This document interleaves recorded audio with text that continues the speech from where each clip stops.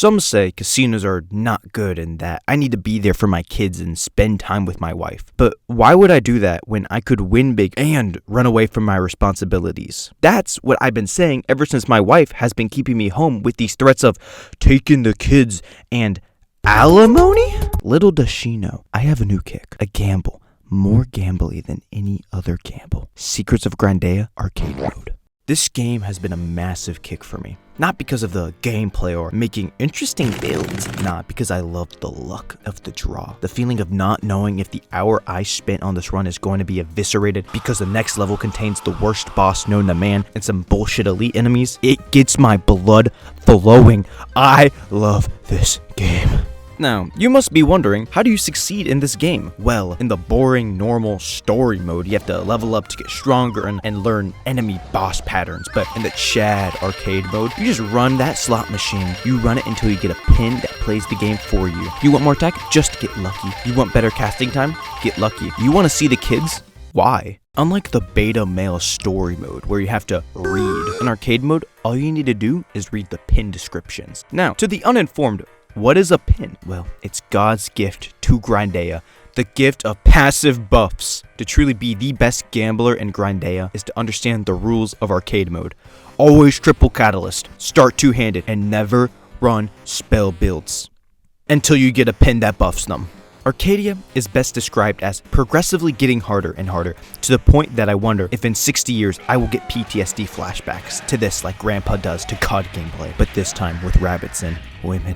Every level takes a place from the Virgin Story mode because why work on custom-made areas when we can steal? With us going through some popular tourist spots like an ancient city, Timu Avatar, The Last Airbender, The Nightmare Before Christmas, and Christmas! Fighting the worst bosses ever run because you got unlucky on the slot machine. Oh, I bet you thought I was done with the bit. No, there's gambling in the bosses! I have a question for the critical thinkers watching. Would you like to fight a boss that 1, we stole from story mode and was the first boss in the new area, or 2, we stole from story mode and was the last boss and objectively harder? Take your time.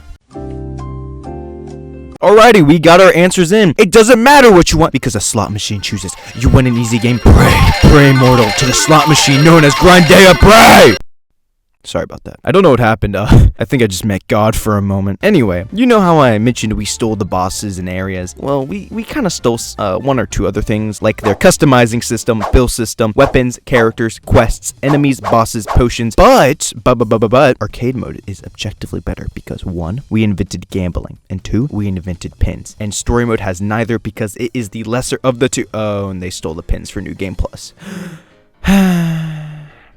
Can I just say, the lack of creativity of the Pixel Ferret team to take concepts from one game mode and shamelessly rip them to their other game mode is just frankly why gaming is failing as a whole. We need to bring back the good old days.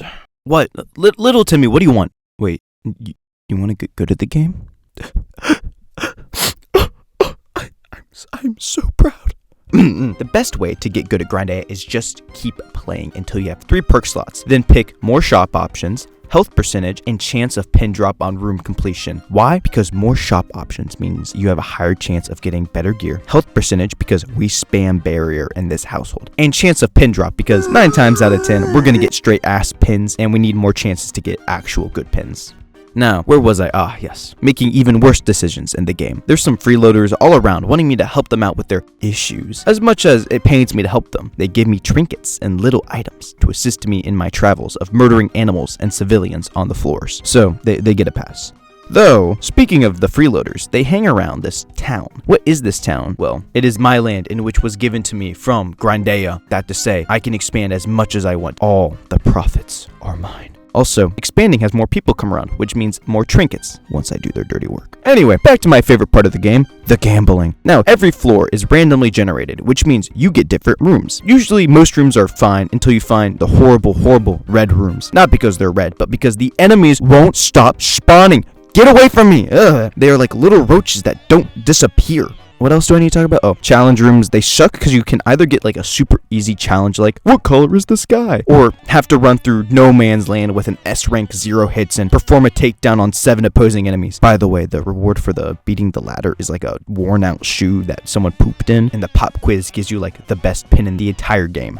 Also, mystery rooms exist. They're like your cool uncle, not the creepy one, that pulls up and gives you a 50 just for existing. But sometimes, if he's feeling really nice, he will take you to a casino. Yep, there are casinos in the mystery room. Now, normally, on the 5 chest spread, I go for the middle chest, and depending on the mood, I go left or right of the chest. Given the fact that I only have 2 chances, I like to switch it up, keep some diversity, you know? And for the slot machine, I usually just gamble my kids' college tuition and only get onions, but I could have leveled up like 5 times if I got lucky. So the sunk cost fallacy really isn't that bad. Sharon, what do you want? What do you mean I've been gambling? I've been sitting here talking about this family-friendly, God-fearing game where there is next to no gambling. Who told you that this game is a slot machine? Temmie?